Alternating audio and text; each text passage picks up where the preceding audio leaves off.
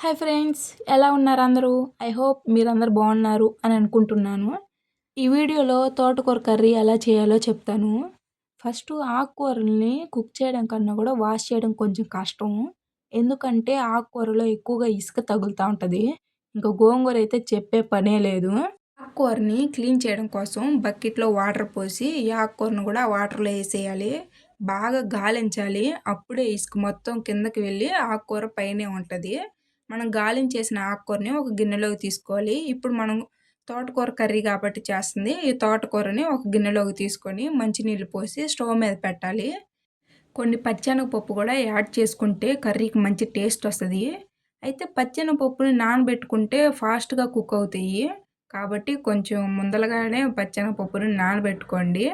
ఎందుకంటే తోటకూర కొంచెం ఫాస్ట్గా ఉడుకుతుంది, పచ్చెనగపప్పు కొంచెం లేట్గా ఉడుకుతుంది. కాబట్టి ఈలోపు మనం టమాటోస్, పచ్చిమిర్చి, ఆనియన్స్ని కట్ చేసుకుందాం. బాగా గుర్తుపెట్టుకోండి, ఆకుకూరల్లో టమాటోస్ని ఒకటి కానీ రెండు కానీ మాత్రమే యాడ్ చేయండి. ఎక్కువ యాడ్ చేస్తే కిడ్నీల్లో రాళ్ళు వచ్చే సమస్యలు వస్తాయి. కాబట్టి మనం ఏది తిన్నా కానీ లిమిట్లోనే తినాలి. సో టమాటోస్, పచ్చిమిర్చి, ఆకుకూర అన్నీ మగ్గిన తర్వాత కొంచెం ఉప్పు, కొంచెం కారం, కొంచెం పసుపు, కొంచెం చింతపండు వేసుకోవాలి.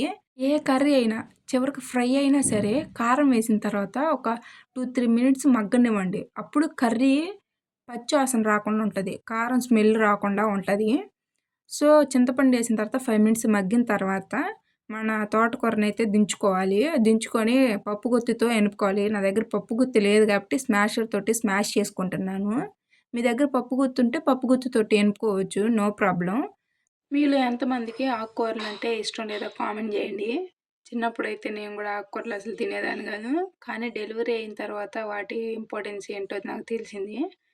మెయిన్లీ ఐరన్ కోసం ఖచ్చితంగా ఆకుకూరలు తినండి, లేకపోతే మీరు బాధపడతారు. నాలాగా మీరు కూడా బాధపడకూడదు అని చెప్తున్నా. సో మన తోటకూర రెడీ అయిన తర్వాత తిరగమా తీసుకొని దించేసుకోవడమే.